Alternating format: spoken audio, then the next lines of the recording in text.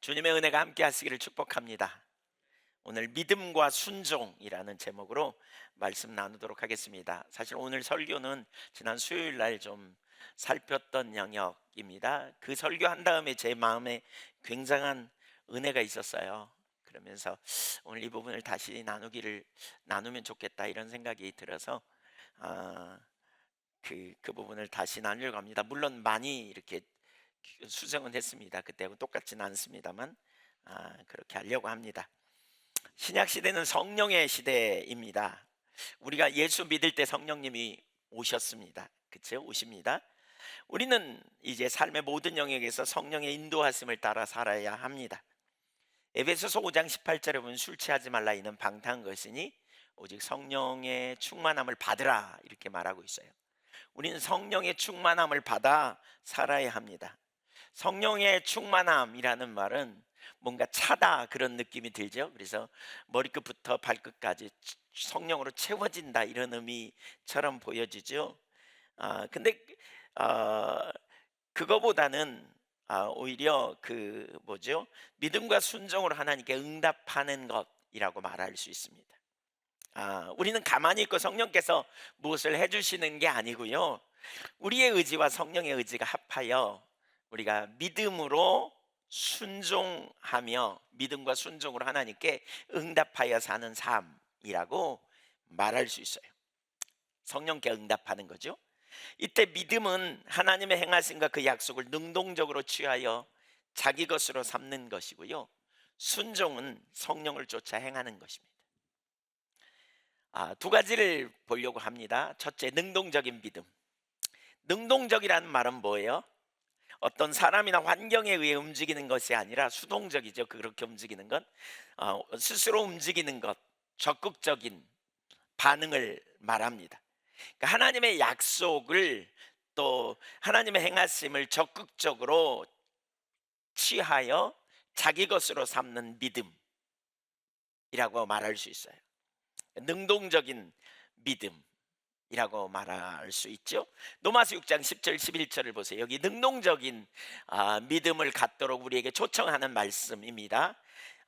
그가 죽으심은 죄에 대하여 단번에 죽으심이요 그가 살아계심은 하나님께 대하여 살아계심이니 이와 같이 너희도 너희 자신을 죄에 대하여는 죽은 자요 그리스도 예수 안에서 하나님께 대하여는 살아있는 자로 여길지어다. 아멘. 예수님이 십자가에 달려 죽으신 것은 죄에 대해 죽으신 것이고요. 예수님이 부활하심은 하나님께 대하여 살아 계심이라고 이렇게 말합니다. 그래서 우리도 예수와 함께, 예수 믿는 우리도 함께 연합하여 함께 죽게 되고 함께 살게 되는 역사가 나타난 거예요. 죄에 대해 죽고 하나님께 대해 살아있는 자. 여기 보세요. 죽고 살아있는 이런 관계. 죄에 대해 죽고 우리 옛사람이 죄에 대하여 죽음으로 말미암아 못 박힘으로 말미암아 죄에 대해 죽고 우리는 하나님께 대해 살아있게 된 새 사람이 되었다 이렇게 말하고 있어요. 그러니까 새로운 신분이 된 거죠. 우리가 여기 여길지어다라는 구절이 있어요. 11절을 여러분 보세요. 11절 마지막에 그러니까 10절에 예수님이 죽으셔서 죄에 대해 죽고 예수님은 또 하나님에 대해 살게 되었다. 그래서 우리도 11절에 이처럼 너희도 죄에 대하여는 죽은 자요 그리스도 예수 안에서 하나님께 대하여는 살아있는 자로 여기라 이렇게 말하죠. 여기 여길지어다라는 말은 헬라어 로기제스테라는 말인데요. 현재 명령형 복수 2인칭입니다. 그러니까 매번 너희가 그렇게 살아야 된다 그 말입니다. 그렇게 여겨라, 그렇게 간주하고 살아야 된다 그 말입니다. 매번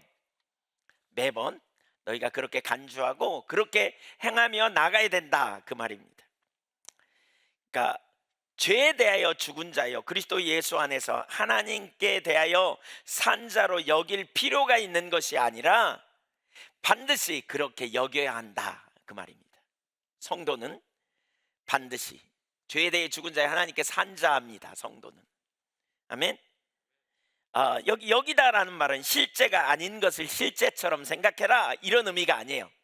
실제적인 사건이라는 거예요. 사건. 너희는 죄에 대해 죽었고 하나님께 대해 사는 자가 되었다는 거예요. 그러니까 실제적인 사건을 파악하고 그것을 꼭 붙들라 그 말입니다. 우리가 진리를 밝히 아는 게 정말 중요해요. 말씀에 기초하여 우리는 진리를 분명하게 인식하는 것이 얼마나 중요한지 몰라요. 그래야 다음 단계의 승리가 있어요. 우리가 이론에 머물기 때문에 사실 우리는 복음의 능력을 상실해요. 근데 이론적인 사실에 머무른 게 아니라 그것이 실제인 것을 아는 것이 우리가 그 다음 단계에 나아가 승리하는 삶을 살 수 있는 비결이에요. 하나님께서 저나 여러분에게 실제인 성령의 조명으로 실제라는 것을 깨닫게 해주시기를 간절히 소망합니다. 오늘 나누는 부분 대부분은 사실 여러분 다 압니다. 이미 어떤 의미에서는 여러분 들었을 거고, 문제는 그게 실제가 되어질 때 우리 삶에 강력하다는 거예요.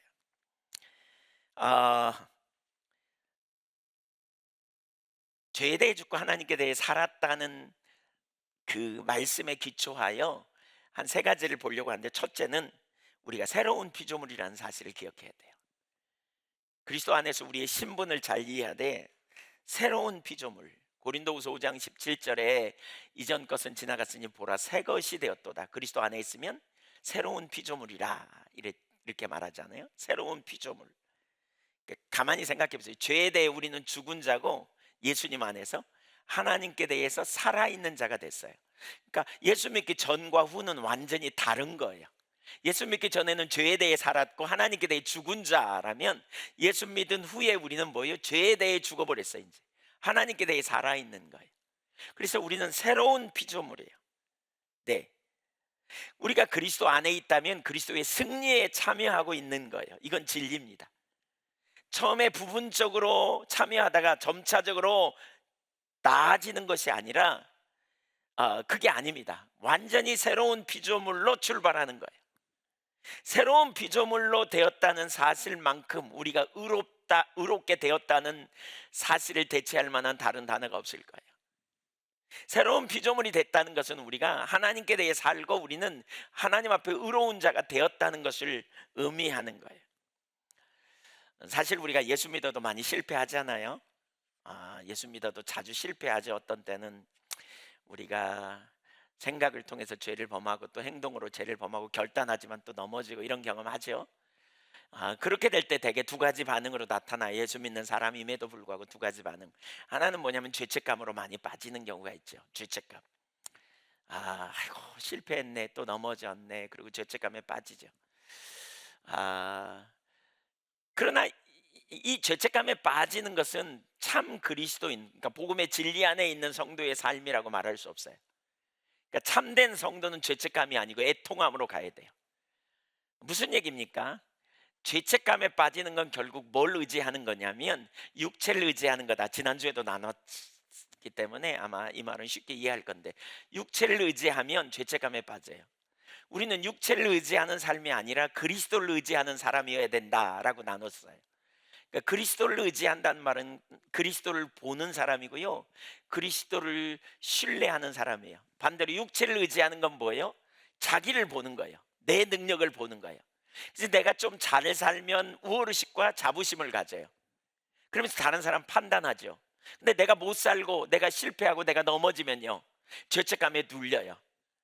죄책감에 눌리는 사람은 하나님께 못 나갑니다. 적어도 그 눌리는 순간 너무 죄송하고 얼굴이 없고, 그래서 하나님께 못 나갑니다. 그러나 애통함은 달라요. 애통함은요, 실패한 자신을 보는 게 아니고 실패했기 때문에 예수님이 필요했고 예수님의 공로를 의지하여 하나님의 보좌 앞에 나가면서 내가 이렇게 안 살고 싶은데 내 힘으로 살 수 없음을 인식하고, 그래서 애통함으로 은혜를 구하며 나가는 거예요. 그래서 심령에 가난한 자는 복이 있다. 팔복 중에 첫 번째가 그거죠. 두 번째가 뭐예요?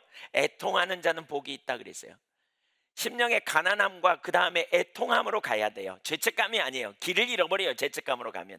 복음을 아는 사람은 애통함으로 가야 돼요. 이게 원래 나라고, 그래서 전 주님의 은혜가 필요하다고. 그런 사람은 세 번째로 뭐예요? 의에 줄이고 목마름이 같이 가게 돼 있어요. 이게 그리스도인의 삶이에요. 근데 죄책감으로 빠지는 건 여전히 자기에게 소망을 두고 있기 때문에 그래요. 예수님이 왜 오셨어요? 우리 속에 선함이 없기 때문에 오신 거예요. 우리가 의롭지 못하기 때문에 하나님의 아들이 오신 거죠. 그 아들의 공로로 우리는 의롭게 된 거잖아요. 로마서 7장을 보면 바울 사도가 하나님 앞에 의롭게 살려고 얼마나 노력했는지 모르죠. 율법을 1.1획도 틀림없이 다 지키기 위해서 굉장히 노력했어요. 그런데 잘 안 돼요. 그래서 로마서 7장 18절에 보면 자기 속에 선함이 없대 하나도 없다고 깨달았다고 말해요. 그러면서 20절 이하에 보면 내가 마음으로는 하나님의 법을 막 따르려고 하는데 내 마음에 또 다른 법이 있더라. 그게 뭐냐? 죄의 법. 내가 죄를 쫓아가는 내 경향이 있더라. 그것 때문에 내가 얼마나 고통스러운지 모르겠다. 이렇게 표현하면서 24절에 이렇게 표현하죠. 오라 나는 곤고한 사람이로다. 이 사망 몸에서 누가 나를 건져내랴. 죄의 결과, 죄의 싹은 사망이라 그랬잖아요. 죄 짓는 자신의 모습을 보니까 자기는 사망이라는 거예요. 소망이 하나도 없어요. 자기는. 그 절망하죠. 누가 나를 건져내랴. 그런데 25절에 보면 이 사건이 바로 이 절망하는 사건이 결국 그 나중에 복이 되는 자리로 갑니다. 보세요. 우리 주 예수 그리스도로 말미암아 하나님께 감사하리로다. 그러면서 뭐라 그랬어요? 내 자신이 마음으로는 하나님의 법을, 육신으로는 제 법을 쫓는도다. 여러분 20절 이하에서 그랬다니까요. 24절 앞에서 이렇게 말한다니까요. 마음으로 하나님의 법을, 육신으로 제 법을 쫓는 것 때문에 그가 뭐라고요? 절망했어요. 사망의 몸이라고 말하면서 절망했어요. 그런데 지금 그게 뭐가 되느냐? 다시 올려주세요. 그게 뭐냐? 하나님께 감사가 돼요. 그게 하나님께 너무너무 감사할 일이라는 거예요. 이게 무슨 일이 일어난 걸까요? 알았어요. 바울이 뭘 알았어요? 자기 속에 진짜 선함이 없다. 자신에 대해 절망한 거죠. 그래서 나를 위해 하나님의 아들이 오셨구나. 아, 그래서 십자가구나. 아, 그래서 하나님의 아들이 피를 흘려 십자가에 못 박혀 죽으셔야 했구나. 하나님이 세상 죄를 지고 가는 어린 양으로 당신의 아들을 보내셨구나. 이런 나 때문에 보내셨구나. 이걸 인식한 거죠. 그래서 나를 위해 예수님이 오셨구나. 그래서 나는 예수 그리스도 안에 있구나. 나는 그래서 그리스도를 의지하지 않고서는 소망이 없구나. 이걸 깨달은 거예요. 그 이후에 실패하는 자신을 볼 때마다, 마음으로는 하나님의 법을, 육신으로는 제 법을 쫓고 있는 자신을 볼 때마다 십자가를 생각하면서 너무 감사한 거죠. 이런 나를 위해 독생자를 아끼지 아니하시니 너무너무 감사합니다. 이걸 깨달은 사람은 실패하고 넘어질 때마다 자기를 보는 거 그만둬요. 선함이 없으니까요. 완전하지 못하니까요. 나는 얼마나 자주 실패하고 넘었는지 너무 잘 아시니까요. 그래서 누가 필요하다? 그래서 하나님의 아들이 나를 위해 오셨다. 그래서 예수뿐이다. 오직 예수뿐이다. 그 전에 바울은 육체를 많이 자랑했어요. 너희가 자랑할 게 있다면 나는 더 그렇다. 빌립보서 3장에 그렇게 말했어요. 얼마나 육체의 자랑거리가 많은지 몰라요. 그러나 갈라디아서 6장 14절에 바울은 이제는 예수 그리스도와 십자가 외에는 자랑할 게 없다 이렇게 말해요. 나의 유일한 은은 예수뿐이다 이렇게 고백하고 있는 거죠. 마귀는 죄의 문제를 가지고 인간을 참소해요. 죄를 가지고. 그래서 하나님의 아들이 죽으신 거예요. 십자가에. 그래서 로마서 6장 10절에 이렇게 말하죠. 그가 죽으심은, 예수가 죽으심은 죄에 대하여 단번에 죽으심이요 그가 살아났음은, 살아계심은 하나님께 대하여 살아계신다. 이제 죄와 상관없고 하나님께 대해 살아, 그가 죽으심으로 말미암아 우리의 모든 죄 책임을 예수님이 십자가에서 완전히 못 박아버렸어요. 그래서 우리는 그리스도 안에서 이제 새로운 피조물이 된 거예요. 고린도후서 5장 21절 보세요. 하나님이 죄를 알지도 못하신 이를 우리를 대신하여, 나를 대신하여, 여러분을 대신하여 죄로 삼으신 것은 하나님의 아들이 죄가 됐어. 죄가 내 대신, 내가 담당해야 될, 여러분이 담당해야 될, 우리 한 사람 한 사람이 담당해야 될 모든 저주를 하나님이 당신의 아들에게 쏟아 부으신 거예요. 죄로 삼았어요. 왜 그랬어요? 우리로 그 안에서, 예수 그리스도 안에서, 예수를 믿음으로 그 안에서 하나님의 의가 되게 하려 하심이라 그랬어요. 아멘. 그래서 우리는 새로운 피조물이 된 거예요. 로마서 8장 1절에 그러므로 그리스도 예수 안에 있는 자에게는, 예수를 믿는 자, 예수께 속한 자, 예수를 의지하는 자요, 예수를 바라보는 자요, 육체를 바라보는 자가 아니에요. 육체를 의지하는 자가 아니에요. 예수를 바라보는 자. 계속해서 우리는 예수님을 보는 거예요. 믿음의 주 온전 계신 예수님을 보는 거예요. 나를 의롭다 하시는 예수님을 바라보는 거예요. 그 예수님 안에서 결코 정죄함이 없나니, 결코 정죄함이 없어요. 예수님 안에 우리는 속했기 때문에 새로운 피조물, 이로 말미암아 우리는 새로운 피조물이 된 거예요. 우리는 새로운 피조물. 이것은 두 번째와 또 연관인데요, 우리는 하나님 나라의 시민이 되었어요. 죄에 대해 죽고 하나님에 대해 살게 된 우리는 이제 천국 시민이 되었어요. 사도행전 26장 17절 이하를 보면 바울 사도가 부르심을 받을 때의 장면이 여기 나타납니다. 이렇게 소명을 주님이 바울에게 주십니다. 이스라엘과 이방인들에게서 내가 너를 구원하여 그들에게 보내어, 같이 읽어볼까요? 18절.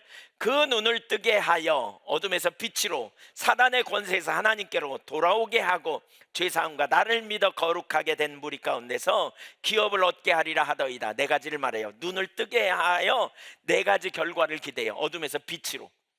그들은 어둠 가운데 있었어요. 죄 가운데 있었고 어둠 가운데 있었어요. 근데 어디로요? 빛 가운데, 하나님의 아들 그 영광의 빛 가운데로 데려다 옮겨 놓은 거예요. 그 다음에 사탄의 권세 아래 있었어요. 사단은 죄를 가지고 인간들을 종노릇해요. 노예 삼아요. 그런데 사단의 권세에서 구원해내서 하나님께로 돌아오게 하셨어요. 여러분, 이게 우리의 신분이에요. 우리는 하나님 나라에 속한 거예요. 또 제사함을 얻게 됐어요, 우리는. 그리고 예수 믿는 모든 자들에게 하나님의 유업을, 기업을 얻게 하리라. 하나님의 유업에 참여하고 있는 하나님께 상속자로, 하나님 나라의 상속자로 우리가 들어가게 되는 놀라운 역사가 있게 된 거예요. 빌립보서 33장 20절도 읽어볼까요? 시작. 우리의 시민권은 하늘에 있는지라 거기로부터 구원하는 자 곧 주 예수 그리스도를 기다리는. 우리의 시민권은 어디에 있다? 여러분, 우리의 시민권은 하늘에 있어요. 우리의 소속은 하늘에 있어요. 하늘나라에. 우리의 시민권은요, 하늘에 있단 말이에요. 우리는 영원한 하나님 나라 소속이에요. 너의 출신이 어디야? 너 성분이 어디야? 너 본향이 어디야? 하나님 나라요. 이렇게 우리는 말해야 돼요. 우리는 하나님 나라 백성이에요. 골로새서 1장 13절 14절도 읽어보겠습니다. 그가 우리를, 예수님이 우리를 흑암의 권세에서 건져내사 그의 사랑의 아들의 나라로 옮기셨어요. 하나님이 우리를 건지셔서 흑암의 권세에서 건져내셔서 사랑의 아들의 나라로 옮겨졌어요. 여러분, 이게 우리의 신분이에요. 우리는 어디에 속했다? 하늘에 속했다. 우리의 시민권은 하늘에 있다. 우리는 하나님의 사랑의 아들의 나라에 속했다. 우린 사랑이 넘치는 그 나라에 속한 거예요. 그 안에서 우리가 속량 곧 죄사함을 얻었다.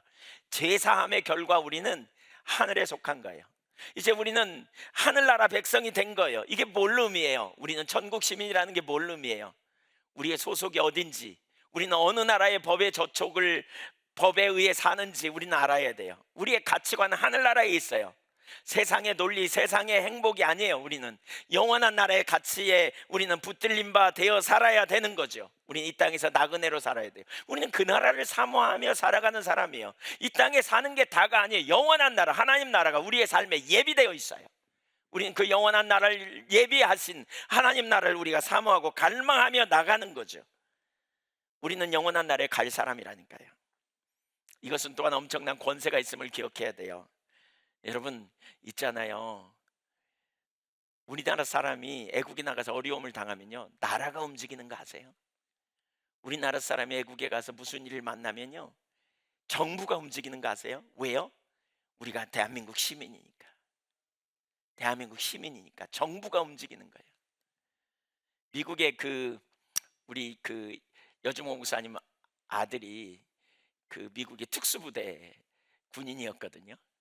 근데 그 특수부대 군인으로서 굉장하게 그 자부심을 군인들이 갖는다 그래요. 왜 그러느냐? 한 사람이 무슨 일을 당해가지고 만약에 전사하거나 무슨 일이 있잖아요. 그러면 시신이라도 반드시 가가지고요, 구원했는데요, 구출했는데요. 시신이라도 가지고 온대요. 반드시 어떤 희생을 치르더라도. 왜? 나이언 일병 구하기 뭐 그런 거잖아요. 여러분, 한 사람이 어려움을 당하면 자국민을 보호하고 지키기 위해서 정부가 움직인다니까요. 우리가 하늘나라 시민이라는 걸 우리가 인식하면 우리에게 어려움이 있거나 문제가 있을 때 하늘이 움직여요. 하늘이. 믿으십니까? 그러니까 우리가 어디에 있는지 이걸 분명하게 인식하는 게 되게 중요해요. 우리가 시민권을 가진 자로서 우리는 어둠에 속하지 않았어요. 어둠의 나라에 있지 않아요. 우리는 빛의 나라요, 사랑의 아들의 나라에 속한 자예요. 세 번째, 하나님은 우리의 아빠가 됐습니다. 이게 강력합니다. 요한복음 1장 12절에 영접한 자 곧 그 이름을 믿는 자들에게는 하나님의 자녀가 되는 권세를 주셨으니 라고 말하죠. 하나님의 자녀가 되는 뭘? 권세예요. 권세. 이 권세가 있어요. 권세가. 우리는 하늘나라 백성일 뿐만 아니라 새로운 피조물이고 하나님의 자녀가 되는 권세를 우리는 가진 자라고 말해요. 갈라디아서 4장 4절 볼까요? 때가 참에 하나님이 그 아들을 보내사 여자에게서 나게 하시고 율법 아래에 나게 하신 것은 율법 아래에 있는 자들을 속량하시고 우리로 아들의 명분을 얻게 하려 하심이라. 하나님이 여자에게서 그 아들을 나게 하시고 율법 아래 나게 하셨다. 참 인간으로 오게 하셨다. 왜요? 왜 그 일을 하셨을까요? 하나님이 우리를 구원하기 위해서 역사하시는데 왜요? 왜? 5절에 보니까 두 가지예요. 율법 아래에 있는 자들을 속량하시고, 사실 우리가 법 아래에 있게 될 때 어떻습니까? 우리는 그 법 아래에서 우리는 율법을 온전히 지킬 능력이 없단 말이에요. 갈라디아서에 보면 뭐라 그랬어요? 율법 아래서 의롭게 되고자 하는 자들은 온갖 것을 항상 지키지 않으면 율법을 아무리 열심히 지켜도 다 무효다, 이렇게 말하거든요. 그러니까 율법 아래 있으면 결국 억압 아래 있고요, 죄 아래 있고요, 눌리고요, 마귀의 종로로 타는 삶을 살 수밖에 없었어요. 그래서 소망이 없었어요. 그런 상태에 있는 인간, 율법 아래, 율법의 정죄 아래 놓인 우리 모두를 구원하기 위해 하나님의 아들이 오신 거죠. 왜 오셨는가? 두 번째 이유, 거기 뭐라 그랬어요? 우리로 아들의 명분을 얻게 하려고 라고 말하고 있어요. 아들의 명분, 이렇게 말하죠. 아들의 명분. 네, 여기 아들의 명분에 해당되는 헬라어 히오데시안은 양자됨이라는 말입니다. 우리가 하나님의 아들이 되었는데 양자가 되었다는 거예요. 근데 그게 어떻게 됐느냐? 하나님의 사역을 통한, 하나님의 역사를 통해서 우리가 아들이 된 거예요. 우리의 의로움, 우리의 선행 때문이 아니라 하나님의 은혜로 된 거예요. 여러분, 양자된 것은 법적인 조치입니다. 법적인 조치. 그러니까 번복될 수가 없어요. 예를 들면 호적에 넣었다 뺐다 이렇게 할 수 없다는 거예요. 그래서 양자를 받아들인 그런 경험이 있는 분은 아시겠지만, 양자를 삼으려면요, 그 심사도 받아야 되고요, 그리고 합당하면 판사 앞에서 선서한다잖아요. 판사 앞에서 이 아들이 당신이 낳은 자녀들과, 이 아이가 당신이 낳은 자녀들과 동일한 상속의 권한이 있음을 믿습니까? 이렇게 묻는데요. 동일한 유업에 참여할. 난 그렇게 안 할래요. 그러면 끝나는 거예요. 안 되는 거예요. 영원히 자녀가 되는 거예요. 한 번 자녀는 영원한 자녀가 되는 거예요. 법적인 의미예요. 양자됨의 개념이 성경에 여러 번 나옵니다. 하나님께서 우리를 양자 삼았어요. 번복될 수가 없는 일이에요. 실제로 우리에게 아빠가 된다는 거예요. 이게 뭘 의미해요? 그냥 머리로만 아버지와 아들의 관계가 아니에요. 실제로 하나님이 우리의 아빠라니까요. 우리가 본래 죄의 노예였으나 하나님이 그리스도 안에서 우리를 양자로 받아들여 아들의 명분을 주셨단 말이에요. 그것은 에베소서 1장 6절에 보면 하나님께서 아주 오래전부터 계획하신 일이에요. 1장 3절 이하에 보면 창세 전에 하나님께서 우리로 당신의 아들 삼기 위해서 계획하신 거예요. 예, 아들이라 그래서 좀 기분 나쁘신가요? 네, 나 딸인데 이러면 그럼 딸 하세요 그냥. 네, 아들이나 딸이나 이게 대표성이죠. 우리는 그리스도의 신부라고 표현하고 있으니까 대표적인 개념인 것을 기억해야 돼요. 이게 성경이 명백하게 가르치는 거예요. 생각해 보세요. 우주 만물을 창조하신 하나님이 우리 아빠가 되신다. 여러분, 이게 이론적인 개념이 아니라니까요. 추상적인 개념이 아니에요. 실제예요. 실제. 4장 6절을 보겠습니다. 갈라디아 4장 6절 시작. 아들이기 때문에 하나님이 그 아들의 영, 그 성령님을 우리 마음 가운데 보내셨어요.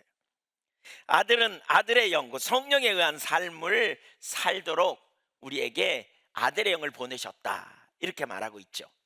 근데 왜 성령이라고 하지 않고 아들의 영이라고 하셨을까요? 아들의 영, 곧 성령님인데 왜 아들의 영이라고 하셨을까? 바로 아들과 똑같은 차원의 신분으로 우리를 봐주신다는 약속을 의미합니다. 하나님은 우리를 대하시되 아들로 대하십니다. 그래서 아들의 신분으로 아들로서 아버지와 친밀함을 누리도록 해주신다는 거예요. 우리는 더 이상 율법 아래 있지 않고요, 노예됨 아래 있지 않아요. 우리는 이미 자유케 되었어요. 우리는 이미 놀라운 승리를 누리는 자예요. 예를 들면 탕자의 비유를 보면 왜 그러잖아요. 탕자가 아버지께 집을 나가잖아요. 유산을 받아가지고. 그래가지고 나가서 뭐라 그래요? 어떻게 됐어요? 유산을 다 써버렸잖아요. 탕진했죠. 그리고 집에 돌아오려고 그러니까 이제 벌 받을 것 같아. 그러니까 뭐라 그래요? 내가 집에 돌아가서 안 가자니 죽을 것 같고 굶어 죽을 것 같고 가야 될 것 같은데 가자니 벌 받을 것 같고, 그러니까 이렇게 말하죠. 나를 품꾼의 하나로 써달라 그래야지. 이러고 갑니다. 그랬더니 아버지가 멀리서 보고요, 달려가서 그를 안으시면서 뭐라 그럽니까? 이내 아들은 죽었다가 다시 살아난 자라고 불러요. 아들의 영은요, 우리로 하나님 앞에, 아버지 앞에 담대히 나가도록 이끌어갑니다. 사랑의 관계로 나가게 합니다. 오늘 많은 성도들은 이 관계가 아니라 방법을 가지고, 원리를 가지고 하나님 앞에 나가려고 해요. 그러나 하나님은 아들의 영을 보내셔서 우리로 아들로 나오도록 초청하시는 거예요. 6절을 보세요. 6절. 아들의 영을 보내신 목적이 거기 나오거든요. 너희가 아들임으로 하나님이 그 아들의 영을 우리 마음 가운데 보내사. 왜 아들의 영을 보내셨어요? 우리로 하여금 아빠 아버지라 부르게 하셨느니라 그랬어요. 아들의 영을 보내신 목적은 뭐냐? 하나님 아버지, 아빠 아버지라고 부르도록 우리를 초청하신 거예요. 아멘. 우리가 예배할 때 이렇게 나가야 돼요. 하나님 아버지. 관계가 됐다 안 됐다 이게 아니에요. 하나님은 우리의 영원한 아버지, 친밀한 관계에서 아빠라고 부르며 나가야 돼요. 우리 지난주에 예배에 대해서, 예배에 성공해야 된다 그랬잖아요. 예배에 성공하기 위해서 정말 중요한 게 하나님이 누구이신가요? 아까 율법적인 사고 가운데 품꾼의 하나로 써주셔서 이렇게 해가지고는 우리가 하나님 아버지를 몰라요. 우리를 향한 그분의 사랑, 은혜를 이해해야 우리가 사랑을 이해할 수 있어요. 사람들이 하나님을 알면 알수록 형식에 덜 매입니다. 하나님 모르니까 자꾸 형식에 매이게 되는 거예요. 형식적이고 굳어지고, 뭔가 어떤 의식을 어떻게 잘 지키는가. 사실 부부간의 관계도 마찬가지고 부모 자녀 간의 관계도 마찬가지죠. 부부간에 뭐 녹화하면서 들어가지 않잖아요. 방문에 관계성에 의지하여 우리가 설 때 그러죠. 그 형식을 뛰어넘죠. 신앙을 일정한 형식을 잘 지키는 것으로 여기고 기계적인 방식으로 신앙을 이해하는 이유가 뭐냐? 관계를 잘 이해 못해서 그래요. 아버지와 아들의 관계. 아들의 영은 우리로 깨닫게 하십니다. 하나님을 알게 하십니다. 친밀한 관계로 인도하셔서 확신을 갖게 하고, 자원하는 마음을 갖게 하고, 만나고 싶어하는 마음, 함께 하고 싶어하는 마음. 하나님이 나의 아빠라는 것을 자꾸 아들의 영이 증언합니다. 그래서 아들은 아빠에게 담대히 갑니다. 논리가 아니라 본능적으로 그렇게 갑니다. 이것이 하나님의 의도입니다. 이게 하나님의 의도예요. 실제적인 우리 이 관계가 되면요, 친밀한 관계는 실제적인 신앙으로 나가게 돼요. 실제적인 신앙으로. 그러니까 지식으로만 머물러 있지 않다는 거죠. 실제 여러분, 우리가 되게 중요한 게 이거예요. 이론적인 지식에 머무는 게 아니라 실제가 되는 게 되게 중요하다 그랬잖아요. 가만히 생각해 보세요. 여러분 지금 갈증이 나죠? 갈증이 나는데 2층에 우리는 정수기가 있다는 걸 알아요. 갈증이 나는데 그걸 아는 사람이 5층으로 올라가든지 물 찾으러 1층으로까지 내려가든지 하겠어요? 어디로 가요? 갈증 나면? 당연히 2층으로 가겠죠. 왜냐하면 알기 때문에 실제가 되니까 자연스럽게 그렇게 하는 거예요. 여러분, 하나님 앞에 나갈 때 우리가 하나님이 우리의 아빠라는 사실을 우리가 분명히 알게 될 때, 하나님 앞에 나갈 때 우리는 머뭇거림이 없이 담대히 나갈 수 있게 되는 거죠. 실제적인 지식이 되어져야 강력해요. 금요일 날 아침에 일어났는데 마음이 좀 무겁더라고요. 다리도 다쳤지, 전국 집회도 있지, 마음에 속상해가지고 일어나 앉았는데 마음이 그러더라고요. 근데 기도를 시작하는 순간에 하나님이 저희 아빠 되심이 선명하게 인식되면서 너무 놀라운 기쁨이 있더라고요. 하나님께 다 고백하고, 또 시간 잘못 쓴 것도 회개하고, 이렇게 고백하며 하나님을 찬양하는데 너무 큰 위로를 주시더라고요. 마음으로 진짜 놀라운 평강을 주시더라고요. 병원에 갔더니 4주 동안 이렇게 어려울 거다, 짓기 이렇게 쉽지 않을 거다, 그러면서 막 반기부스를 해주고 막 그랬어요. 근데 그날 아침에 막 치유해 달라고 기도했어요. 근데 제 마음 안에 그런 확신이 들었어요. 설교는 할 수 있을 것 같구나. 사실 의자도 준비했고 그랬거든요. 제가 못 쓸 줄 알고. 완전히 회복은 안 됐지만 사실 굉장히 좋아졌어요, 많이. 제가 알았어요. 하나님 그렇게 하실 거라는 생각이 들었어요. 아, 개인적인 체험이니까요. 하나님이 나의 아빠가 되신다는 게 얼마나 든든하고, 그게 얼마나 실제인지, 염려를 맡기고 문제를 맡기고 위기가 있을 때 맡기고. 여러분, 하나님이 우리 아빠이심을 알게 될 때 우리는 다 맡길 수 있어요. 그냥 의지하고 맡기고 가장 완전한 길로 인도하실 주님을 신뢰하기 때문에 그렇게 갈 수 있는 거죠. 친밀한 관계에 있으면 문제가 있을 때, 어려움이 있을 때 실제적으로 주님을 찾아요. 어린아이는 위기의 순간에 아빠를 찾잖아요. 아빠와 어디를 가다가 저기 좀 떨어져 있는데 개가 쫓아오거나 그러면 뭐예요? 아빠! 그리고 돌아서 뛰어오잖아요. 못된 사람이 쫓아오면 다급하게 아빠를 부르잖아요. 그처럼 이렇게 우리는 어떤 순간이든지 하나님께 향하여 하나님 아버지께 나가는 거죠. 하나님이 나의 아빠이시니까. 아빠라는 말의 의미, 하나님의 아버지가 되심의 의미가 뭔지 예수님은 줄기차게 우리에게 많이 가르쳐 주셨요. 성경을 보면 예수님 자신이 겟세마네 동산에서 기도할 때 아버지께 나가 기도하셨잖아요. 아버지를 향해 부르짖는 기도, 이게 사실 하나님의 유업이죠. 유업. 갈라디아 4장 7절 보실래요? 7절 시작. 그러므로 네가 후로는 종이 아니요 아들이니, 아들이면 하나님으로 말미암아 유업을 받을 자니라. 아들의 의미가 뭐예요? 종이 아닙니다. 우리는 죄의 종이 아닙니다. 우리는 사단의 종이 아닙니다. 우리는 사망의 종이 아닙니다. 우리는 이제 노예가 아닙니다. 우리는 하나님의 아들입니다. 아들. 우리는 하나님 앞에 아들로서 나갈 수 있는 거죠. 그 아들이라고 말할 때 유업이 있다는 거예요. 유업. 로마서 8장 15절도 비슷하게 얘기합니다. 너희는 다시 무서워하는 종의 영을 받지 아니하고 양자의 영을 받았으므로 우리가 아빠 아버지라 부르짖느니라. 성령이 친히 우리의 영과 더불어 우리가 하나님의 자녀인 것을 증언하시나니. 17절 같이 읽을까요? 시작.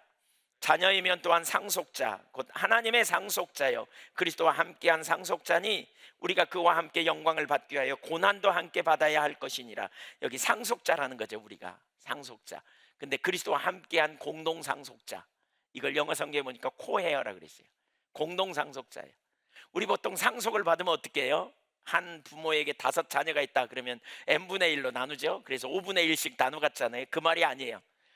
하나님의 유업을 그리스도께서 다 받으셨어요. 그리스도가 이미 누리고 계시잖아요. 그 하나님의 나라의 유업을. 근데 우리는 그 안에서, 그리스도와 안에서 그리스도와 함께 그 유업을 누리는 거예요. 예수님이 하나님의 아버지를 우리에게 소개하는 것도 같은 개념이에요. 하늘 아버지에게 우리는 기도할 때 응답을 경험하고, 우리는 우리의 필요를 채우신 하나님을 알 수 있고, 또 우리의 언제든지 우리가 그 보좌 앞에 나갈 수 있고요. 그게 우리의 유업이란 말이에요. 그게 우리가 누리는 유업이에요. 에베소서 2장 4절에 허물과 죄로 죽었던 우리를 살리신 이야기가 1절부터 3절까지 나오잖아요. 그 4절에 그러나 긍휼에 풍성하신 하나님이 그 큰 사랑을 인하여 함께 살리시고 함께 일으키시고 함께 하늘 보좌 우편에 앉게 하였다. 우리가 함께 하늘 보좌, 그리스도와 함께 하늘 보좌 우편에 앉게 되었다. 이게 바로 하나님의 유업을 우리는 공유하는, 상속자가 된 것을 가르치는 거예요. 개인적으로 저는 이 비밀을 더 많이 알게 해달라고 요즘 기도하고 있습니다. 그 유업을 누리는 상속의 그 비밀을 더 많이 알게 해달라고 이렇게 기도해요. 그리스도와 함께한 상속자, 그리스도 안에서 그리스도와 함께 다 같이 누리는 것, 이게 놀라운 특권입니다. 하나님이 우리 아빠, 하나님은 우리 아버지세요. 예수님은 제자들에게 이것을 계속 상기시켰거든요. 예를 들면 마태복음 6장 6장 25절에 뭐라 그래요? 무엇을 먹을까 마실까 염려하지 말라. 들에 피는 백합화를 보라. 공중에 나는 새를 보라. 저들이 수고하지 않고 길쌈하지 않아도 너희 하늘 아버지가 입히시느니라. 그러면서 뭐라 그랬어요? 31절에 보면 그렇게 말하죠. 그러므로 염려하여 이르기를 무엇을 먹을까 마실까 입을까 하지 말라. 염려 말라는 거죠. 이는 다 이방인들이 구하는 것이다. 너희 하늘 아버지께서 이 모든 것이 너희에게 있어야 할 줄을 아시느니라. 여러분, 하늘 아버지는 우리의 필요를 아세요. 아멘. 그리고 채우시고 입히실 줄 믿으십시오. 하늘 아버지에게 아뢰는 거예요. 하늘 아버지에게 필요를 아뢰고 공급하실 걸 신뢰하는 거예요. 우리가 먼저 그의 나라와 의를 구할 때 하늘 아버지가 우리에게 모든 필요를 채우시고 이끄시고 돌보시고 인도하시는 놀라운 역사를 우리는 누리게 된다니까요. 제가 전에 예언했잖아요. 예언 전에 여러분은 절대로 굶어 죽는 일 없을 거라고. 네, 사실 하나님의 백성에게 하나님께서 먹을 것, 입을 것, 마실 것, 필요를 채워주신다니까요. 채워주세요. 우린 천국 시민이기 때문에 하나님의 우리를 돌봐주세요. 그뿐만이 아니죠. 기도에 대해서도 가르치면서 예수님은 뭐라 그래요? 아버지는 기도를 응답하셔 라고 말하죠. 구하라, 찾으라, 두드리라, 그리하면 얻을 것이요 열릴 것이다. 그러면서 뭐라 그럽니까?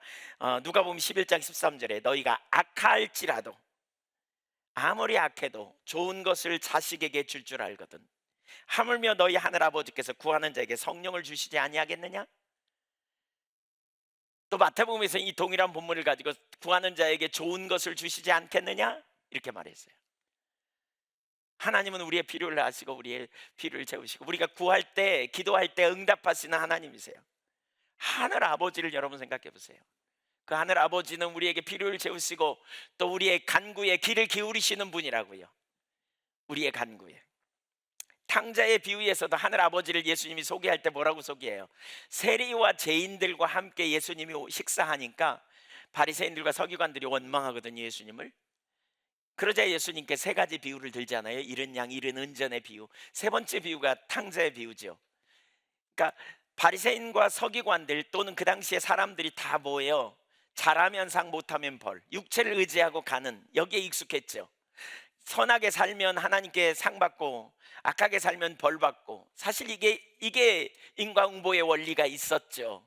그런데 하나님의 은혜가 뭔지를 가르쳐요. 사랑이 뭔지 가르쳐요. 스스로 의롭다 함을 얻을 육체가 아무도 없어요. 상 받을 수 있는 사람이 한 명도 없어요. 그러니까 하나님이 당신의 독생자를 이 땅에 보내셔서 우리를 조건 없이 사랑해 주시는 그 사랑을 설명해 주시는 것을 탕자의 비유를 통해 우리가 볼 수 있는 거죠. 작은 아들 집 나갔다가 허랑방탕하게 다 써버리고 집에 돌아가려고 그러니까 얼굴이 없잖아요.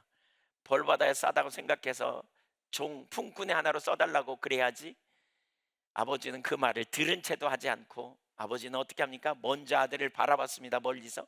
그리고 마음으로 측은한 마음을 품었습니다. 그리고 두 다리를 가지고 달려갑니다. 그리고 품에 안습니다. 그리고 반복적으로 입 맞추면서 사랑을 표현합니다.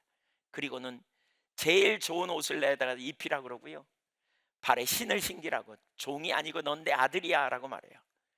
그리고는 손에서 가락지를 빼서 아들에게 넣어줍니다. 가락지는 뭘 의미합니까? 상속자라는 거예요. 이미 상속권을 다 써버렸는데 다시 상속자로, 유업을 받을 자로 받아주시겠다는 거죠. 그리고 제일 좋은 송아지를, 살찐 송아지를 잡아서 아들을 배부르게 해주잖아요.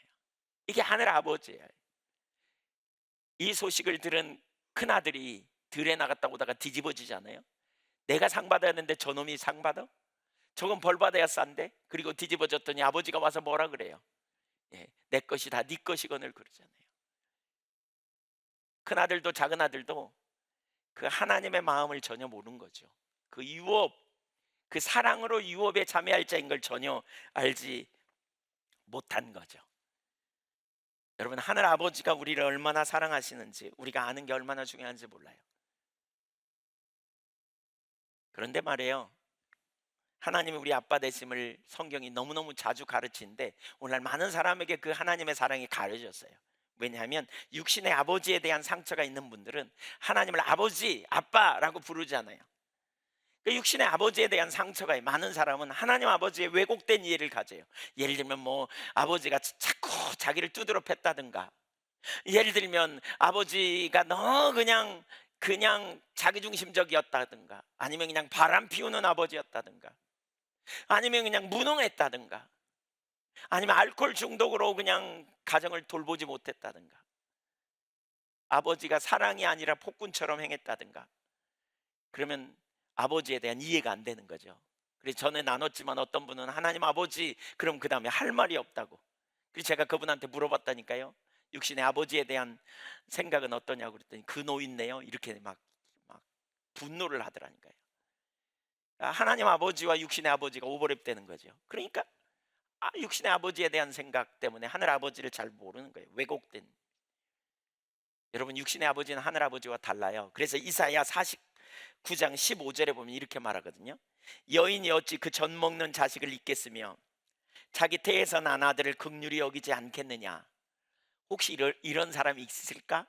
근데 불행하게도 요즘은 그런 사람들이 곧장 나오잖아요. 자기 자식이 굶어 죽는데도 모르고 막 나가서 놀고 이런 사람들이 나와요. 세상이 말세주의요. 그런 일은 진짜 흔하지 않은 일이잖아요. 근데 혹시 그럴지라도, 그들은 혹시 잊을지라도 나는 너를 잊지 아니할 것이라. 여러분, 하늘 아버지는 우리를 절대로 안 잊어버리세요. 하늘 아버지는 우리를 절대로 잊어버리지 않아요. 언제나 우리를 기억하시고요, 우리에게 관심을 가지시고요, 언제나 우리를 돌봐주시고 우리에게 필요를 채우시고 우리와 함께 하시는 놀라운 사랑의 아버지인 것을 깨달을 수 있기를 축복합니다. 우리가 그분의 유업에 참여하는 것이 되면 정말 놀라운 축복입니다. 에베소서 2장 12절에 보면 예수 믿기 전에 우리의 상태는 외인이었다, 약속도 없었다, 이렇게 표현해요. 그런데 13절에 보니까 우리말의 성경에는 안 나오는데 원어에 그러나라는 단어가 있어요. 영어 성경에도 그러나라는 단어가 있어요. 그러나 이제는 전에 멀리 있던 너희가 그리스도 예수 안에서 그리스도의 피로 가까워졌느니라. 18절, 이는 그로 말미암아, 예수 그리스도의 보혈로 말미암아 우리 둘이, 이방인과 유대인, 유대인이나 이방인 우리 둘이 한 성령 안에서 아버지께 나아감을 얻게 하려 함이라. 십자가의 목적이 뭐라고요? 하늘 아버지께 나가게 하려고요. 아빠 아버지라 부르면 나가게 하려고. 친밀한 관계로 초청하는 거예요, 여러분. 예수 믿고 구원받은 것은 그냥 이론적으로 하나님이 우리 아버지고 나는 그의 자녀야, 여기 머무르는 게 아니에요. 아버지께 나아가게 하는 거예요. 보혈의 공로를 의지하여 아버지께 나아가게 하려고 하는 거예요. 19절, 그러므로 이제부터 너희는 외인도 아니고 나그네도 아니요 오직 성도들과 동일한 시민이요 천국 백성이라는 말이에요. 하나님의 권속, 가족이라는 말입니다. 가족. 우리는 하나님의 가족이에요. 하나님이 우리 아빠예요. 우리는 하늘 아버지를 향해 언제든지 담대히 나갈 수 있어요. 왜 우리가 담대히 나가지 못합니까? 육신을 의지해서 그래요. 아까 육신을 의지하는 사람은 자기에게 집중하고 그리스도를 의지하는 사람은 그리스도를 본다 그랬어요. 관계성에 기초해서 그리스도를 바라보면서 나를 아들 삼기에 오신, 내 모든 죄를 해결해 놓으신 하나님의 그 보혈의 공로, 하나님의 아들의 보혈의 공로, 그 하나님의 사랑, 하나님의 은혜에 의지해서 관계성의 기초에서 우리는 보좌 앞에 나가는 거예요. 하나님이 나의 아빠가 되시고 나는 그리스도 안에서 의롭게 된 거죠. 하나님이 우리의 아빠가 되신 거예요. 하나님이 우리 아빠. 여러분, 하나님의 아빠 됐음을 믿으시기 바랍니다.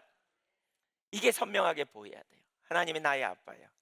어떤 순간에도 하나님은 나의 아빠시. 어떤 상황에서도, 어떤 형편에서든지 하나님은 나의 아빠가 되세요. 그리스도 안에서 나는 새로운 피조물이 되었고요, 나의 시민권 하늘에 있고요, 나는 하나님의 자녀예요. 하나님이 나의 아빠예요. 여러분, 이걸 우리가 분명하게 인식하고 기억하는 게 중요해요. 내가 어디에 있는가? 나는 누구인가? 난 하나님의 자녀다. 내 시민권 하늘에 있다. 나는 새로운 피조물이다. 난 이전 내 죄 가운데 옛사람의 삶이 아니다. 나는 새 사람이 되었고 새로운 피조물이 된 존재이다 라는 거예요. 이것은 굉장한 권세가 있어요. 여기에는 아까 영접하는 자 곧 그 이름을 믿는 자들은 하나님의 자녀가 된 권세가 있다 그랬죠. 우린 영적으로 하나님의 자녀예요. 누가복음 10장에 보면 17절 이하에 보면 예수님이 70명의 제자들을 두 명씩 두 명씩 짝을 지어 내보냅니다. 그러자 저들이 나가서 귀신을 쫓아내고 이렇게 놀라운 승리를 누리며 돌아왔고 이렇게 말합니다. 70인이 기뻐하며 돌아와 이르되 주여 주의 이름이면 귀신들도 우리에게 항복하더이다. 예수께서 이르시되 사단이 하늘로부터 번개같이 떨어지는 것을 내가 보았노라. 여러분, 귀신이 항복하면요, 귀신이 떠나가면요, 사탄이 하늘에서 떨어집니다. 이게 뭘 얘기해요? 우리가 왜 사역해야 되는가를 보여줘요. 우리가 전도하여 한 사람이 예수 믿게 되면, 우리가 누군가를 위해 기도하면서 병자가 치유되면, 우리가 누군가를 위해 기도해서 귀신이 떠나가면, 우리가 눌리고 억압된 자를 자유케, 진리로 자유케 해주면 하나님의 나라는 넓혀지고 귀신의 나라는 좁혀지는 이런 역사가 있다는 거예요. 이 우리가 사역해야 될 이유죠. 복음이 증거될 때, 예수 안 믿는 자들이 예수 믿고 돌아오게 될 때 하나님 나라가 넓혀져요. 이 일을 한 거죠. 19절, 내가 너희에게 뱀과 정갈을 밟으며 원수의 모든 능력을 제어할 권능을 주었으니 너희를 해칠 자가 결코 없으리라. 그러면서 20절 보세요. 20절, 그러나 그 권세는 주님으로부터 온 거예요. 그러나 귀신들이 너희에게 항복하는 것으로 기뻐하지 말고 너희 이름이 하늘에 기록된 것으로 기뻐하라. 네가 진짜 기뻐할 일은 그거야. 너희가 하나님의 가족이 된 거야. 너희가 하나님 나라 백성인 거야. 하나님이 너희 아빠가 된 거야. 그것 때문에 기뻐해 라고 말하죠. 너희가 자녀로서 권세를 받는 건 너무나 당연해. 너희가 자녀가 되는 권세가 너희의 삶에 나타난 거야. 너희가 진짜 기뻐할 일은 너희가 하나님의 자녀가 된 거야. 이렇게 말해요. 여러분, 우리가 진짜 기뻐할 일은 우리가 하나님의 자녀라는 사실이에요. 하나님이 여러분의 아빠예요. 어떤 분들은 가끔 이렇게 말해요. 목사님, 누구하고 대화 나눌 사람도 없어요. 아무도 내 심정 모를 거예요. 제가 비밀을 알려드릴게요. 그래요. 하나님의 아빠거든요. 하나님께 나가세요. 여러분, 하나님께 나가세요. 하나님께 다 고백하세요. 하나님은 우리를 가장 선하고 완전한 길로 인도하시고요, 우리에게 능력을 주시고 저와 여러분 붙들어 주시고 인도하시는 좋으신 아버지세요. 무심한 아버지가 아니에요. 무심한 아버지가 아니에요. 하나님 좋으신 아버지예요. 너무너무 좋은 아버지. 믿으십니까? 제가 저희 아들이 어렸을 때요, 치토스 때문에 시험에 들었어요. 동네 아이가 치토스를 먹고는 안 줘. 그러니까 아빠가 목사님 거 싫어요. 그래서 왜? 그랬더니 치토스도 못 사 먹고. 그래서 저희가 사 먹지 왜?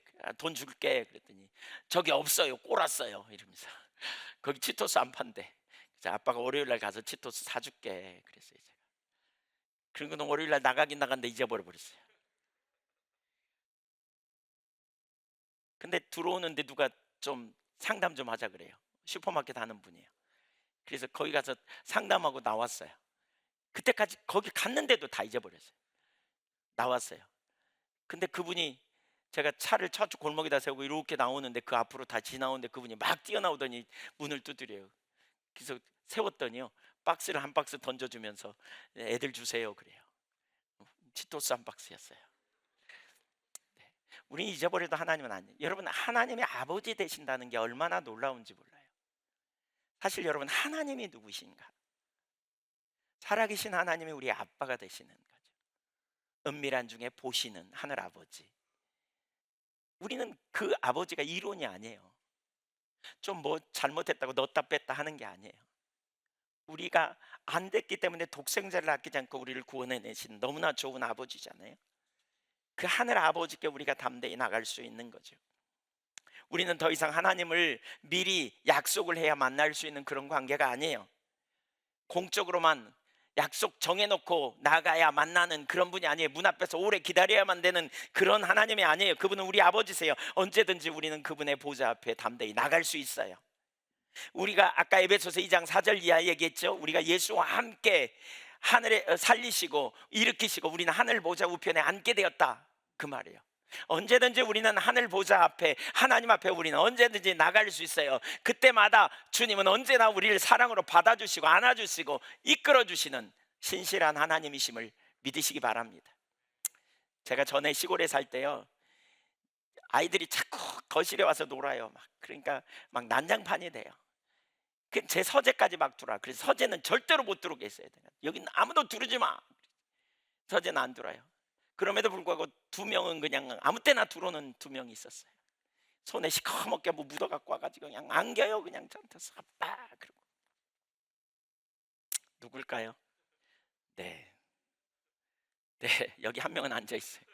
네, 언제든지 언제든지 우리가 하늘 아버지께 그렇게 나갈 수 있는 거예요. 하늘 아버지께. 왜냐하면 아파니까, 내 아파니까 하늘 아버지께 우리가. 여러분, 아이들이요 밖에서 놀다가 조그마한 꼬마들이 어쩌다 실내 오줌 싸잖아요. 오줌 싸면 어떻게 해요? 오줌 싸는 것 때문에 집에 가면 두드러 맞을 것 같아서 가출하는 자식 보셨어요? 없어요. 싸가지고도 가잖아요. 그냥 가가지고 왜 그래? 그러면 쌌어. 그러고 가잖아요. 그냥. 그럼 어떻게 합니까? 이놈 자식 또 쌌어. 그러면서 벗겨주잖아요. 그 아니까 가지요. 이게 관계로 나가는 거예요. 관계로. 하늘 아버지가 우리에게 어떤 분인지, 여러분에게 하늘 아버지가 어떤 분인지 보세요. 우리가 신앙을 너무 지식으로 하요. 지식으로. 살아계신 하나님, 실제하신 하나님이지요. 독생자를 아끼지 않고 우리를 구원하신 좋으신 하나님. 이것이 우리의 권세예요. 영접한 자 곧 그 이름을 믿는 자들에게는 하나님의 자녀가 되는 권세예요. 자녀는요 다른 사람 못 들어가는데도 막 들어가요. 자녀는 아버지에게 언제든지 나갈 수 있고요, 누릴 수 있어요. 히브리서 5장 14절에 보면 장성한 자에 대해서 말하죠. 장성한 자는 지각을 사용한다. 그래서 지각, 생각을 한다는 거예요. 생각. 우리의 신분이 무엇인지 올바로 알아야 돼요. 하나님이 우리의 아버지예요. 우리의 제 문제는 이미 해결되었어요. 나는 그리스도께 속했어요. 그리스도 안에 있어요. 우리가 실패해요, 넘어져요, 그때마다 애통함으로 주님의 보좌를 향해 나가세요. 나는 육체에 속한 사람이 아니에요. 그리스도를 보는 사람, 그리스도를 의지하는 사람이에요. 더 이상 정죄함에 있지 않아요. 우리는 죄에 대해 죽고 하나님께서 살았어요. 하나님의 아들이고 우리의 시민권은 하늘에 있고 우리는 새로운 피조물로서 하늘 아버지께 속한 자예요. 이걸 적극적으로 믿음으로 취하는 여러분이 되시기를 축복합니다. 적극적으로 능동적으로 믿음으로 취하세요. 그 믿음의 기초에서 보좌 앞에 나가고요, 그 믿음의 기초에서 하나님께 나가세요. 적극적으로. 원수마귀는 거짓말을 넣어줘요. 자꾸 속이려 그래요. 우리 행위에 집중하게 하고 우리 자신에게 집중하려 그래요. 단호하게 예수 이름으로 거절하고 믿음으로 영광의 보좌를 향하여 담대히 나아가는 저와 여러분이 되기를 축복합니다. 두 번째, 순종입니다. 순종, 성령을 쫓아 행하는 것입니다. 12절 13절을 보겠습니다. 그러므로 너희는 죄가 너희 죽을 몸을 지배하지 못하게 하여 몸의 사욕에 순종하지 말고, 또한 너희 지체를 불의의 무기로 죄에게 내주지 말고 오직 너희 자신을 죽은 자 가운데서 다시 살아난 자 같이 하나님께 드리며 너희 지체를 의의 무기로 하나님께 드리라. 여기 그러므로라는 단어가 12절에 나오잖아요. 접속사예요. 12절에 근거하여 이 믿음에 기초하여 능동적으로 이 믿음을 취하고 13절로 행하라는 거예요. 13절 적극적으로 뭐예요? 진리를 따라 행하라는 거예요. 하나님 말씀에 기초하여 살라는 거예요. 너희 지체를 불의에 들이지 말라는 거예요. 너희는 새로운 피조물이 되었지 않냐? 너희는 옛사람이 죽었고 새 사람이 되었다 이제. 그러니까 너희는 적극적으로 새 사람에 관한 삶을 살라, 그런 의미예요. 옛사람을 벗어버리고 새 사람을 입으라. 에베소 4장 22절에 보면 옛사람을 벗어버리라, 24절에 보면 새 사람을 따라 행하라 그랬어요. 구습을 쫓는 옛사람을 벗어버리고 거룩함으로 지으심을 입은 새 사람을 입으라. 새 사람이에요. 새로운 피조물, 새 사람. 하나님 나라 백성, 하나님 나라의 자녀, 하나님 나라의 백성이고 하나님의 자녀된 우리. 이걸 생각해 보세요. 옛사람처럼 살지 말라는 거예요. 옛 죄된 백성답게 어둠에 있을 때처럼 살지 말라는 거예요. 하나님 나라 백성 아닌 것처럼 살지 말라는 거예요. 너희 시민권이 어디 있나 생각해 보라는 거죠. 예수님이 승천하시면서 내가 또 다른 보혜사를 너에게 보내리라 그러잖아요. 왜 하나님이 우리에게 보혜사를 보내셨어요? 우리를 고아처럼 버려두지 않으려고. 고아처럼 버려두지 않기 위해 우리에게 성령을 보내셨잖아요. 요한복음 14장 18절에 우리를 돌보시기 위해서 성령님이 우리 가운데 오셨어요. 그래서 우리는 성령을 쫓아 행하는 거예요. 진리를 따라 행하는 거예요. 우리의 지체를 불의의 무기로 육체의 욕심을 따라가지 않고 성령을 쫓아 행하도록 하기 위해서. 그래서 갈라디아서 5장 25절에 성령을 따라 행하라 그랬어요. 성령으로 너희가 삶을 얻었으니 성령을 따라 행하라. 성령을 따라 행할 때 성령의 열매가 우리 가운데 미쳐지죠. 진리를 알면 우리는 진리를 따라 행하게 돼요. 그래서 우리 가운데 기본적인 진리를 더 분명하게 알 필요가 있어요. 10절 11절에 나타난 이 진리들을 우리가 더 기본적으로 아는 게 중요해요. 하나님은 우리 아빠 되심, 우리가 하나님 나라 백성, 우리는 새로운 피조물, 우리의 신분이 달라졌어요. 여러분 기억하세요. 우리는 어둠에 있지 않아요. 우리는 죄의 노예가 아니에요. 우리는 하나님 나라의 백성이고, 우리는 영적인 권세를 가진 자예요. 우리의 신분은 하나님의 백성이에요. 하나님은 우리 아버지세요. 그래서 믿음에 기초하여 적극적으로 순종하며 나아가는 거예요. 우리가 승리하는 삶을 살기 위해서 우리 속에 누가 거하는지 곧 성령님을 인식하고 믿음 안에 순종하며 나아가는 거예요. 여러분, 우리가 회심할 때 성령을 받잖아요. 그렇죠? 그래서 여러분 예수를 믿는다면 성령님이 여러분 안에 거하시죠. 그렇죠? 그의 임재를 떠나서 우리는 그리스도의 사람이 아니에요. 우리는 성령님이 우리에게 오신 것은 그냥 구색 맞추기에 오신 게 아니에요. 성령님으로 살아야 돼. 새로운 피조물로서 사는 삶, 우리가 하나님 나라 백성으로서, 우리가 하나님의 자녀로서 살기 위해서 정말 중요한 게 성령에 의한 삶을 살아야 돼요. 성령께 귀를 기울이고 나가는 거예요. 이사야 55장에서 우리가 봤잖아요. 얼마 전에 뭐예요? 양식 아닌 것을 위하여 수고하고 배부르게 못할 것을 위하여 은을 달아주냐, 헛수고하지 말라. 그러면서 너희는 귀를 기울이고 내게 나와 들으라 그랬죠. 우리가 할 일은 뭐라고요? 귀를 쫑긋 세우고 하나님께 나아가 음성을 듣는 거라고요. 여기 듣는다는 말은 순종이란 말이에요. 그게 우리의 신앙이에요. 지금 그렇게 하라는 거예요. 헛수고하지 말라는 거예요. 신앙은 방법이나 원리가 아니라 그랬어요. 방법이나 원리로 우리가 대체하면 안 돼요. 우리 신앙은 하나님과의 인격적인 살아계신 하나님과의 관계예요. 하나님의 자녀고, 나는 하나님은 우리 아빠고, 나는 그 살아계신 하나님과 관계성에서 살아가는 거예요. 몇 가지를 행하고 몇 가지를 안 행하고 이게 아니에요. 우리 신앙은 우리 신앙을 두잉으로 바꿔놨어. 오늘날 많은 사람들이 신앙생활이 뭐냐, 이거 기도하는 거, 봉사하는 거, 예배 드리는 거, 전도하는 거, 하는 거 이거 잘하면 신앙생활 잘한다고 생각해. 그게 아니에요. 우리 신앙은 인격자 대신 살아계신 하나님과의 관계예요. 하늘 아버지를 내가 알고 예수 그리스도를 공로를 의지해 하늘 아버지께 나아가고 그분의 음성을 듣고 순종하여 사는 게 우리의 신앙이에요. 몇 가지 신앙생활 어떤 의식을 지키는 게 아니에요.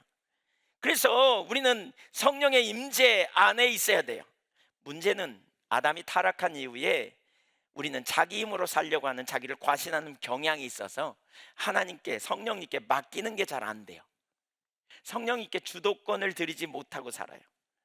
맡겨야 되는데 맡기지를 못해. 자기가 하려고 그래요. 자기 노력으로 해버리려고 그래요. 에베소서 4장 30절에 보면 이게 성령을 근심케 되는 거거든요. 그러니까 에베소 4장 30절에 보면 우리가 구속의 날까지 인치심을 받았다 이렇게 말하고 있죠. 구원의 날까지, 우리가 완전히 구원받는 날까지 인치심을 받았다. 우리가 주님 나라 갈 때까지 인치심을 받았다. 불도장 찍혔다는 거예요. 그러니까 우리는 성령을 뭐 하면 안 돼? 근심케 해서는 안 돼. 근심케 하면 안 돼. 성령을 근심케 해서는 안 돼요. 근데 성령을 근심케 하는 건 뭐예요? 순종하지 않는 거예요. 듣지 않는 거예요. 본능을 따라 맡기는 게 잘 안 돼. 이게 그래서 십자가를 이해하는 게 되게 중요해요. 우리 속에 선함이 없음을 알고 항복해야 맡기는 일이 되죠. 나를 기대할 게 없기 때문에 주님을 기대해요. 근데 어쨌든 이것 때문에 자꾸 우리가 안 돼요. 성령님께 주도권을 드리고 맡기고 순종하여 나갈 때 놀라운 승리를 경험하게 됩니다. 영적 성숙이 있습니다. 그것이 성령 충만입니다. 내주하신 성령께 삶의 모든 영역에 주도권을 드리고 인도하심을 받아 나가는 것, 이것은 우리는 가만히 있고 성령님이 뭔가를 행하실 거다 이게 아니에요. 오히려 우리의 의지와 하나님의 의지가 합하는 거예요. 그리고 믿음과 순종을 하나님께 응답하여 진리에 동의하여 나가는 삶, 이게 성령으로 충만한 삶의 비결이에요. 다른 게 아니에요. 그냥 단순하게 성령의 충만함을 따라 사는 거예요. 내가 새로운 신분으로, 또 내가 하나님 나라 백성으로, 내가 새로운 피조물로, 하나님이 우리 아빠이시기 때문에 나는 성령의 음성을 듣고 순종하여 나가는 거예요. 우리는 말씀에 기초하여 일상적으로 삶을 조정해야 돼요. 여러분, 주님의 음성을 듣는다, 성령의 음성을 듣는다, 인도를 받는다, 그러니까 어떤 분은 심지어 그러는 거 있죠. 제가 누군가 상담하다가 오래전에 왜 용서 안 하세요? 용서하셔야죠. 그랬더니 성령의 감동이 없어서요 그러더라고요.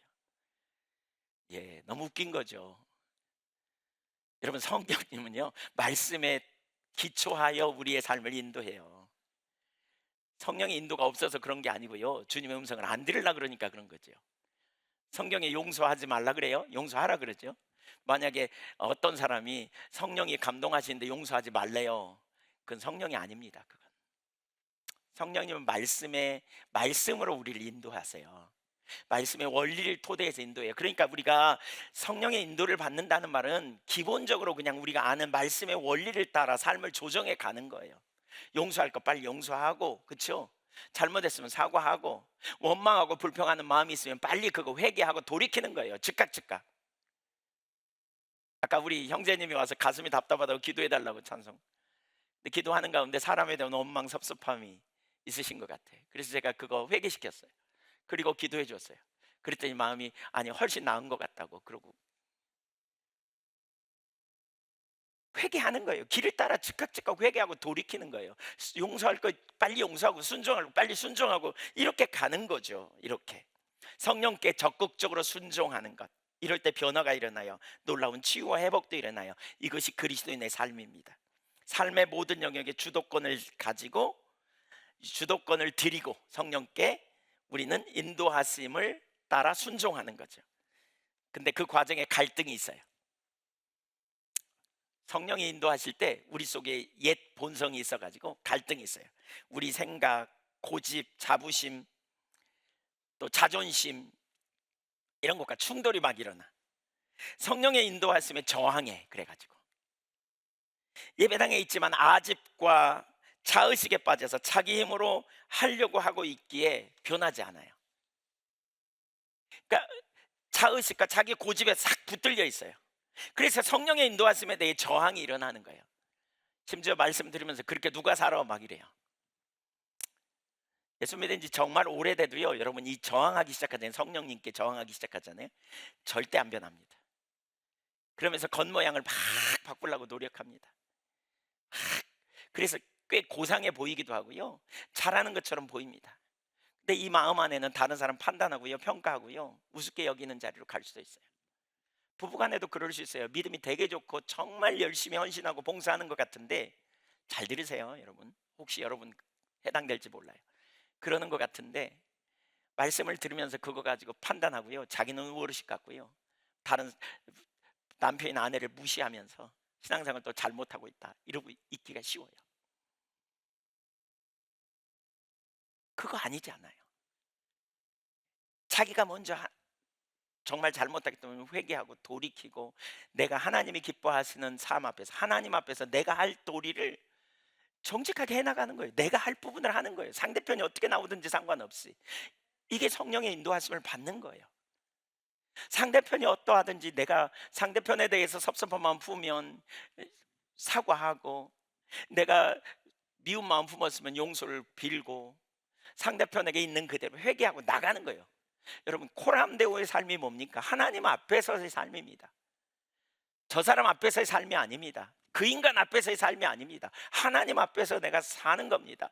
어떻게 행하든지 내가 성령의 인도를 따라 삶을 조정하고 사과하고 믿음으로 반응하고 실제로 하나님 백성답게 이렇게 나가는 일이 되어져야 됩니다.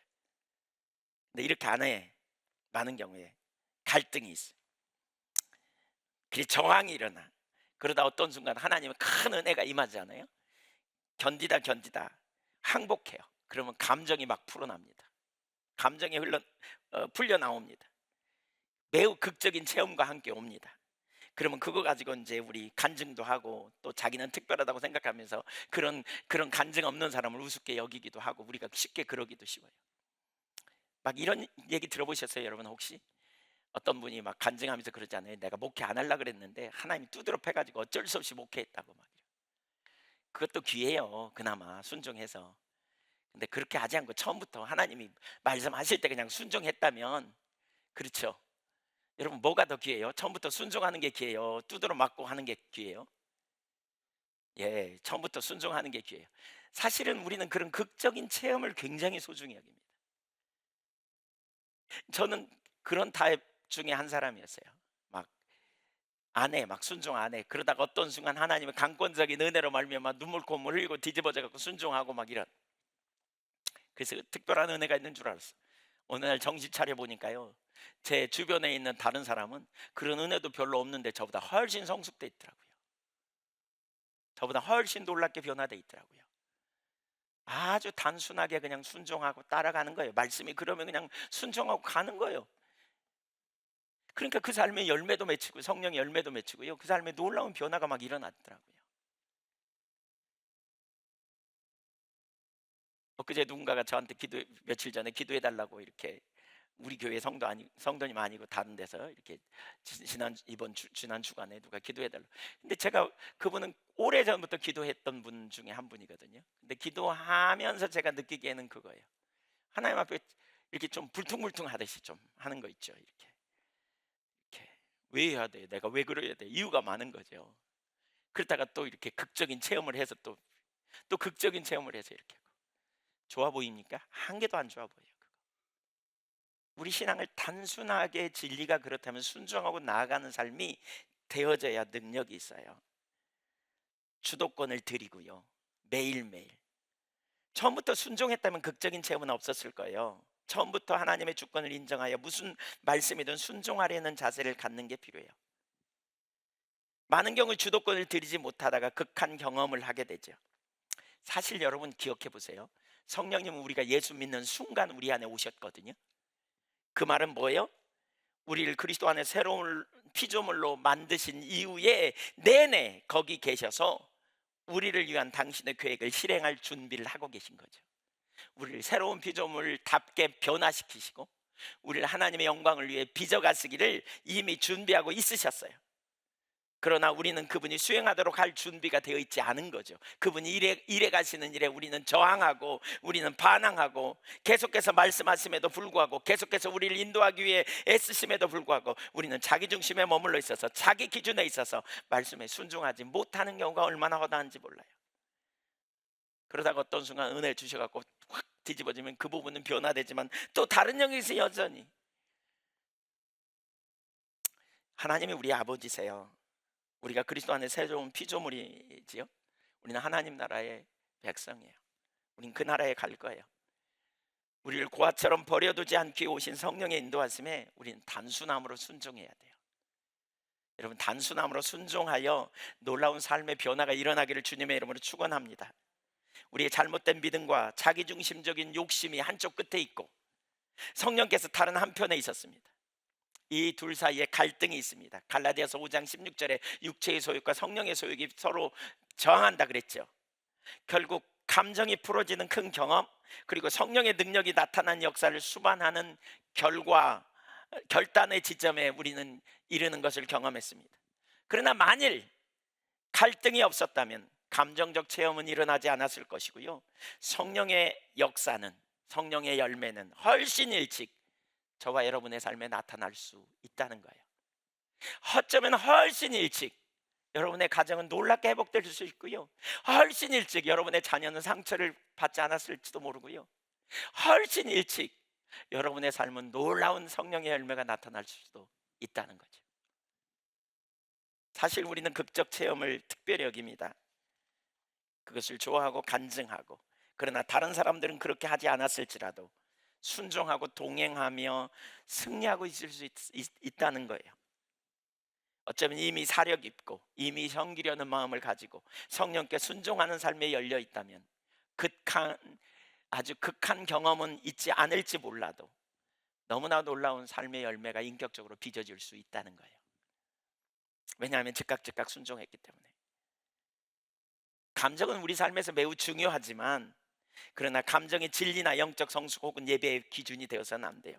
궁극적으로 우리는 성령께 주도권을 드리고 약속을 능동적으로 받아들여서 모든 진리로 인도하신 성령님께 단순히 순종하여 나아갈 때 저와 여러분의 삶은 신속하게 변화되고 하나님의 나라와 영광이 우리의 삶에 온전히 이루어지게 될 줄로 믿습니다. 능동적인 믿음으로 받아들이십시다. 우리는 새로운 피조물입니다. 우리는 하나님 나라의 백성입니다. 우리의 시민권 하늘에 있습니다. 우리는 하나님의 자녀입니다. 하나님은 우리의 아빠이십니다. 그 하나님이 우리를 고아처럼 버려두지 않기에 성령을 보내셨습니다. 어떻게 해야 합니까? 성령을 따라 살아야 합니다. 그래야 승리가 있습니다. 능동적인 믿음으로 우리가 나아가 하나님의 행하심과 하나님의 이루신 일을 취해서 고집 부리지 말고 단순하게 순종하고 나가 놀라운 승리가 저와 여러분의 삶에 있기를 간절히 축원합니다. 자꾸 변화가 일어나요. 이렇게 순종하면 자꾸 변화가 일어나요. 자꾸 새로워져요. 우리의 신분을 기억하고 진리가 무엇인지 받아들이고 거기에 동의하여 함께 하나님 나라와 영광을 경험하는 놀라운 축복이 있기를 주님의 이름으로 축원합니다. 같이 기도하겠습니다.